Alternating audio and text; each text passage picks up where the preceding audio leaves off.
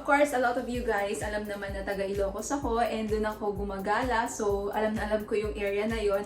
But this time, I'm going to bring my friend from Manila going to Ilocos via DIY. So, even ako magdi-DIY din ako guys. And it's going to be a challenging one for me because taga Ilocos ako pero sanay din ako na naka-private vehicle, mga ganyan. So, this time, ito try namin mag-commute going to Ilocos. We're going to explore Ilocos via commute. And of course, I'm going to share with you guys lahat ng details such as the expenses, saan kami mag-stay.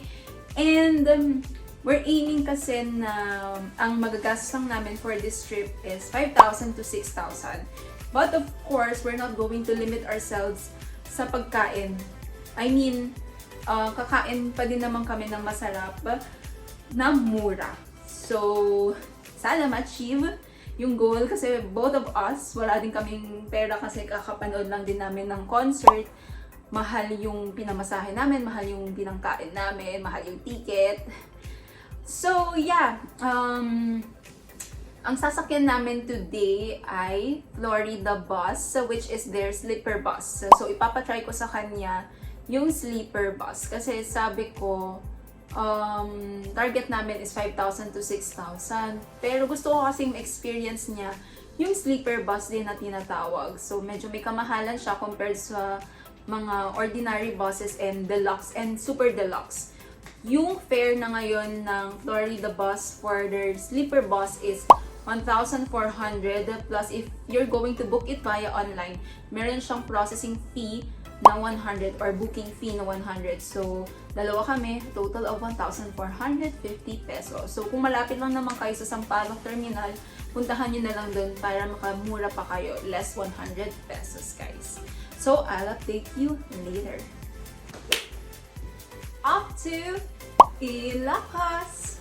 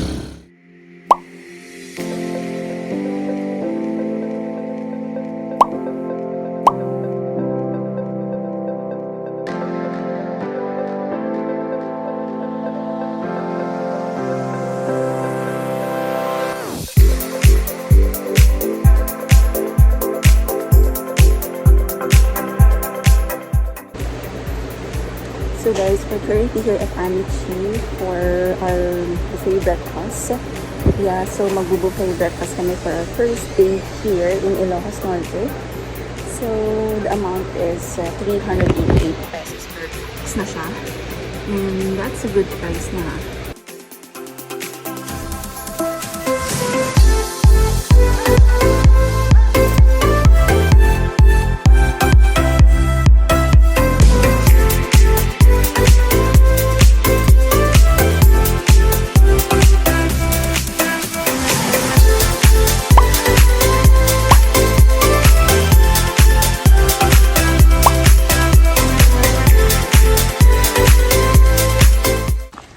Achievement unlock from Laoag going to Pagudpud via commute via Laoag Cagayan van for 200 pesos each lang.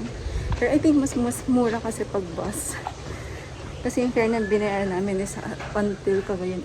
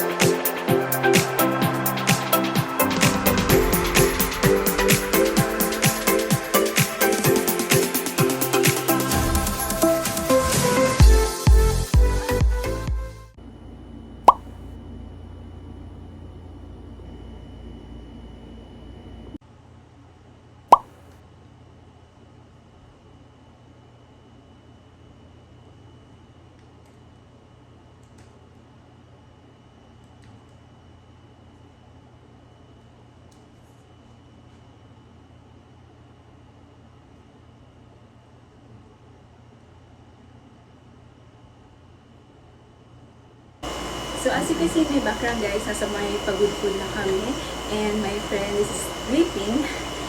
So now I'm just going to discuss with you guys yung naging itinerary namin kanina and the expenses as well since nag-commute kami dito from Manila going here in Pagudpud.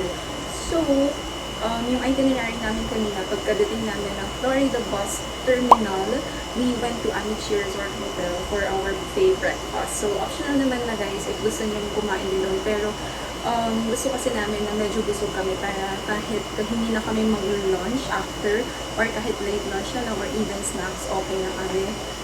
So, for Amici Resort Hotel, yung buffet breakfast kasi nila is 388 pesos per tax siya. So, kanina they serve longganisa, tapa, egg, Shanghai, and then they also have dessert bar, fruit and dessert bar. So, from there, yung pinamasahe namin kanina is tricycle. Via tricycle is 150, good for 2 na yun. So, tig 75 pesos kami, which is not bad.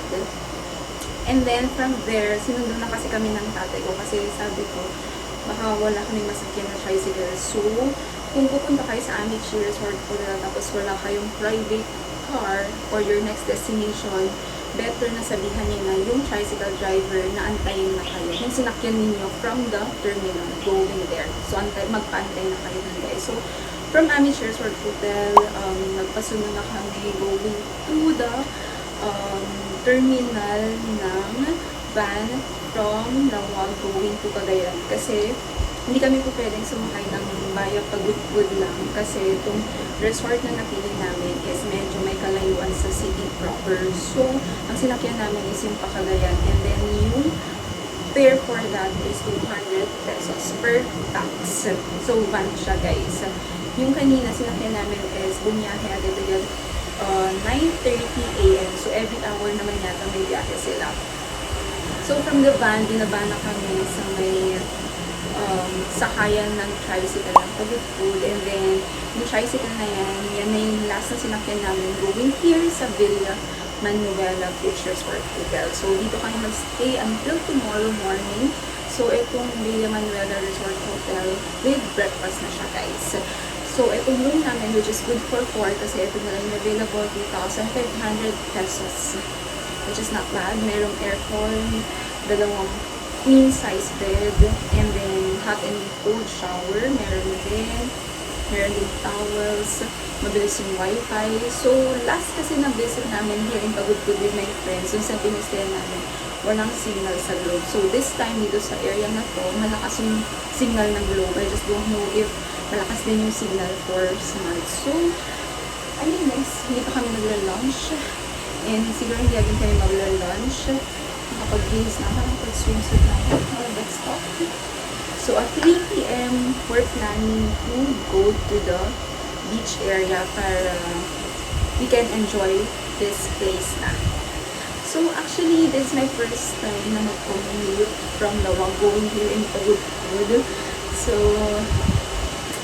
another challenge for me and may natutunan din ako guys. So baka ang may specific yung Pagudpud since kaya ko na mag-commute, magko-commute na lang ako kasi mas mura compared if nagpa-private car kami. Kasi yung pag pinupull tank namin yung sasakyan going here, parang nakakalahati na siya yung tank namin. So it's not really advisable, magastos siya. Yung convenience nga lang, yun yung difference na if you're riding a private car going here. But anyway, ang ganda ng weather guys. It's really a perfect weather for us. Nataon na sunny na yung visit namin here in Pagudpud. And hopefully, ganyan din tomorrow and until sa last day namin here in Ilocos.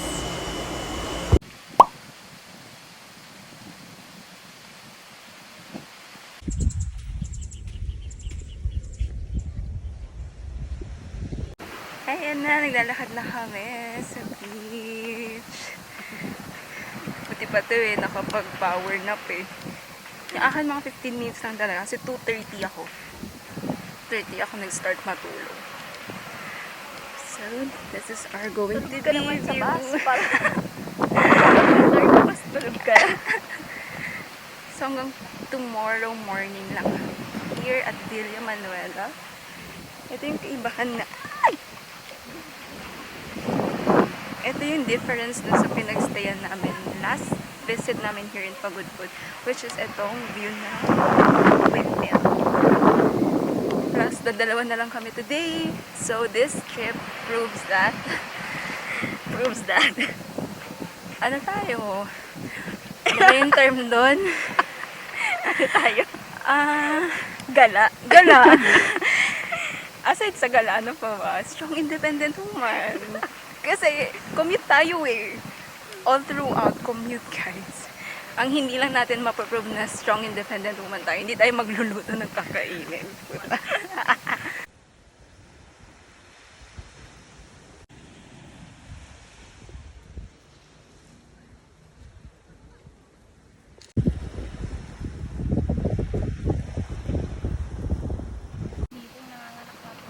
Ayan, support local ka na.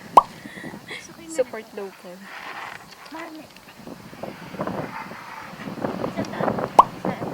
Kasi pearl ito mo. Perlas. Dito namin kinukuha ito.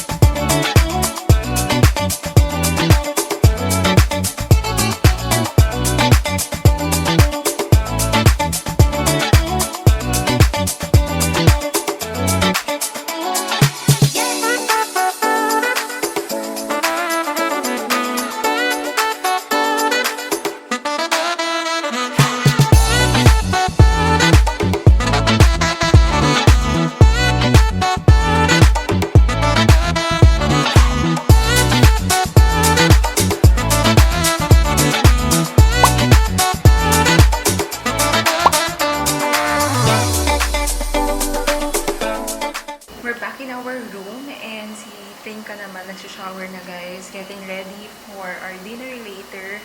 And the good thing here in Villa Manuela, if ayaw nyo yung kakainan nyo dito sa restaurant nila, yung mga katabi is may mga restaurant din. So para kasi siyang Station 3 ng Boracay, yun yung pinag-uusapan namin kanina ni Tringa nung napapansin na namin yung place, yung whole place.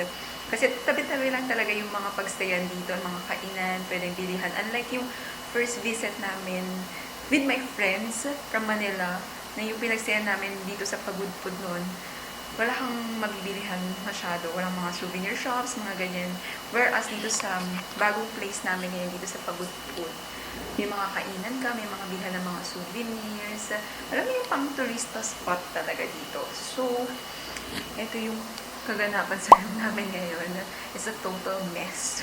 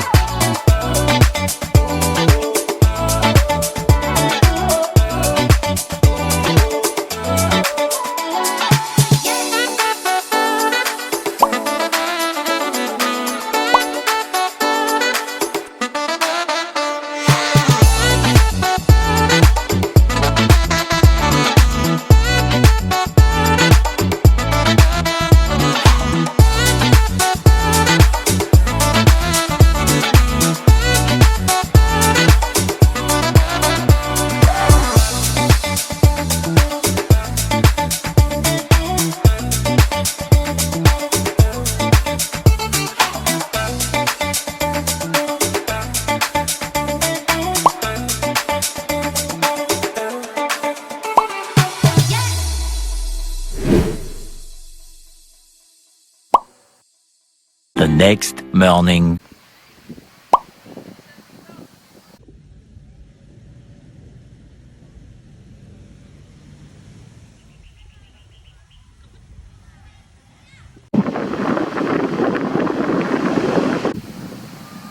Ang daming nagko-crawl na, hindi ko alam kung anong tawag sa Tagalog yan. I don't know if you can see it. Ayan. Pero dito kasi sa amin, yung tawag dyan is umang. Ganyan. So, meaning to say, hindi sila disturb, kaya lumalabas sila ngayon. Kasi last visit namin, konti lang eh. Konti lang yung mga nakita ko.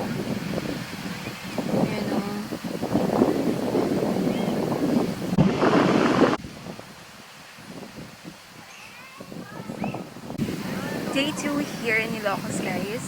And my friend is still in our room.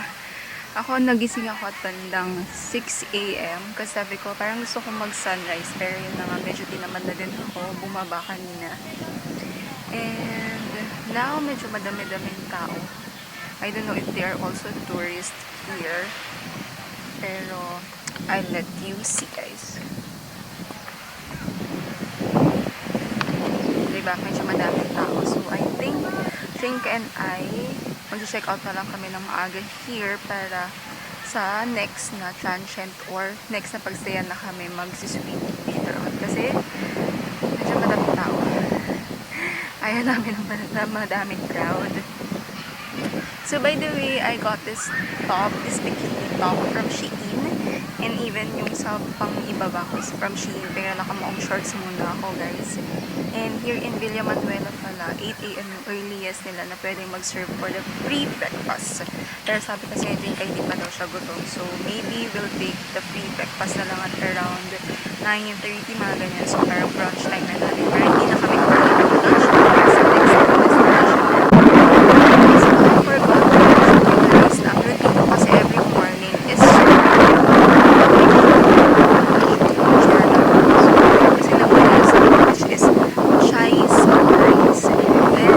everyday na may kinakailangan pang may sagutan na 3 questions. Ang ganda nga niya, makakapag-reflect ka, makakapag-muni-muni ka, kumbaga. And I really love it today kasi ito yung view ko it's the beach. So parang motivated ako na sumagot sa mga tanong for today's question dito sa journal ko.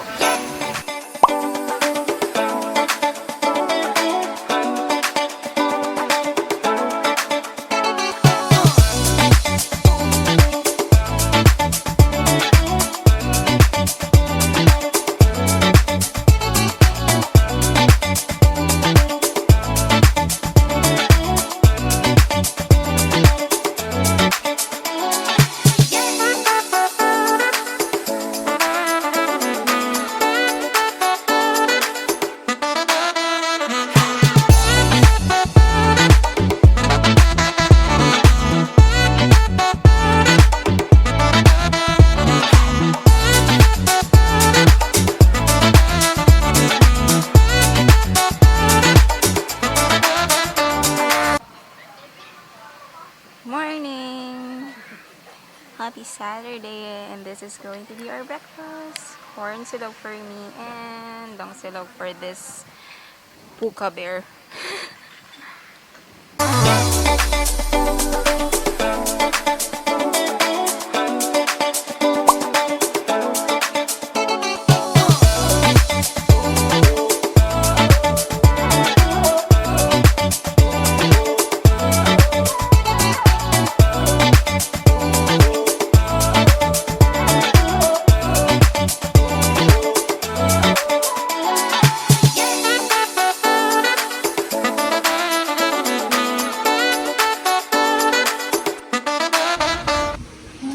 Check out na.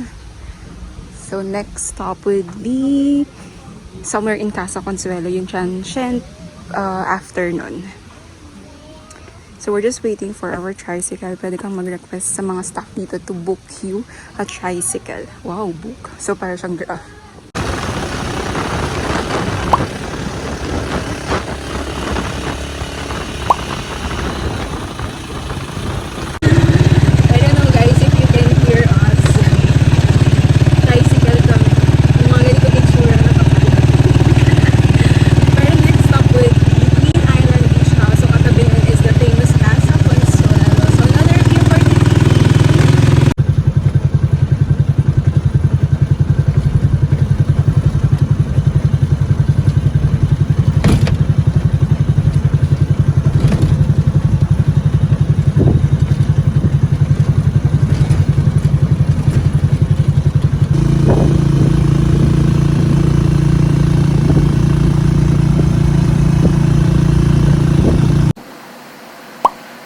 welcome to our another room. So dito kami magstay today until tomorrow morning. So this is the Twin Beach House resort. So, katabi lang siya ng the famous Casa Consuelo, guys. So, ang difference nito dun sa pinagstay namin. So, first day is meron siyang flat screen TV. So, ayun. Another 2 queen size bed for us. Sobrang laki na naman. Dalawa lang naman kami. So, ang ganda din ng view niya. Other side of Pagudpud siya, guys. Ito siya. It's so beautiful. Ayan siya. Ayan yung view namin for today. So, ang kagandahan kasi dito, pwede kang magluto, guys. So, pwede kayo magdala ng mga recipes ninyo na gusto nyong lutuin here in Pagudpud. Unlike dun sa pinuntahan namin no first day na Manuela, order kayo ng food nyo dun. Dito pwede kayo yung magluto. Kaso nga lang kasi we're going to look at the waves. Masyadong maalon yata today. There, let's see. Hindi naman kami mga swimmers talaga. Tampi-tampisaw lang. Okay na. We're currently walking under the rain. Para lang makahanap ng magandang spot. Shit.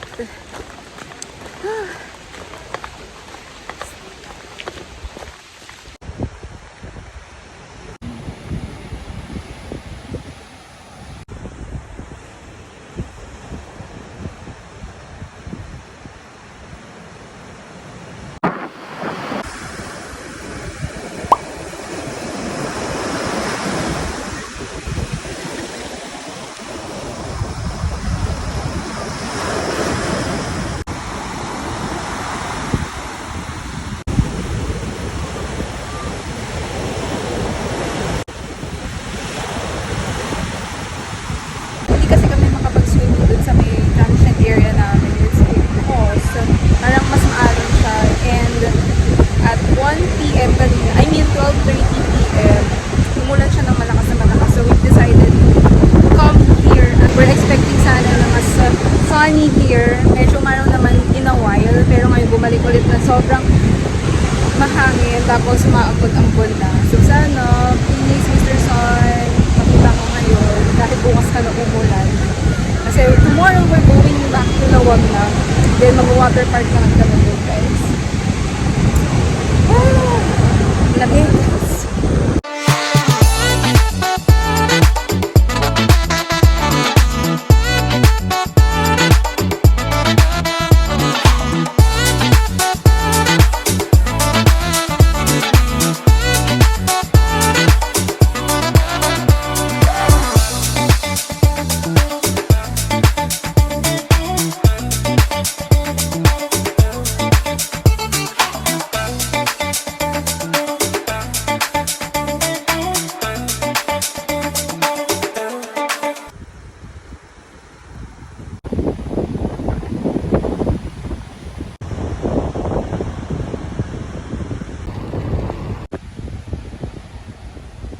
So this is the Casa Consuelo, guys. Dito kami magdi-dinner ni Trinka for our second night here in Pagudpud. And it's so pretty. As you can see, guys, so ang sarap makipag-date dito, makipag-dinner date. And then, may mga ganyan din sa side na yan. But if you want an indoor, they also have it here. So, ayan.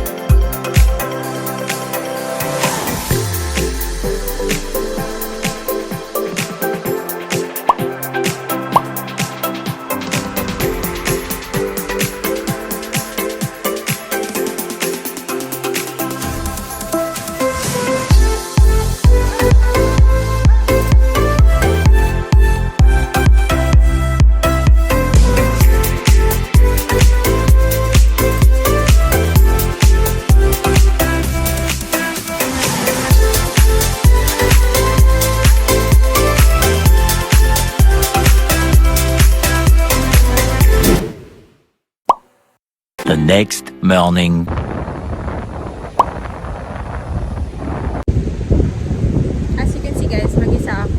nasa loob ng room si Jane. Nag-ayos na siya ng gamit niya. Kasi she thought it's still raining outside. So, sayang. Maaraw na siya, guys. Hindi pa totally maaraw na maaraw. Pero at least, hindi na siya umaambon. Unlike kahapon na super duper dark here. Kaya kami napunta sa may Blue Lagoon area eh. So anyway, I'm so excited. Though, konti lang din naman yung pictures ko here. Because hindi namin magmadali. Because the tricycle will going to pick us up here at around 8:30 kasi hinahabol namin yung travel time na by 9 PM makasakay na kami ng either bus or van going back to Laoag. Then we're going to meet my parents tapos magba-brunch kami.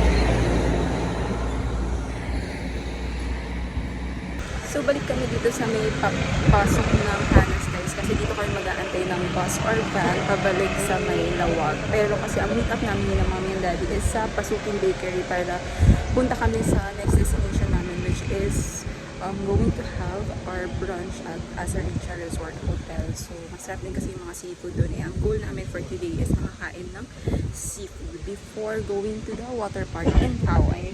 So yung pinamasahe namin na tricycle kanina from our transient going back here dito sa may pick up area ng bus or van is 80 pesos na guys. Good for 2 of us na yun. We're going back to the city proper guys via bus. Another experience na naman. And yung pamasahe lang namin is 160 per person. Pero drop point namin for the day is Pasukin Bakery. So pupunta sila mami doon. Tapos private car na kami going to Asa Resort Hotel for our brunch today. So seafood tayo today guys. Seafood!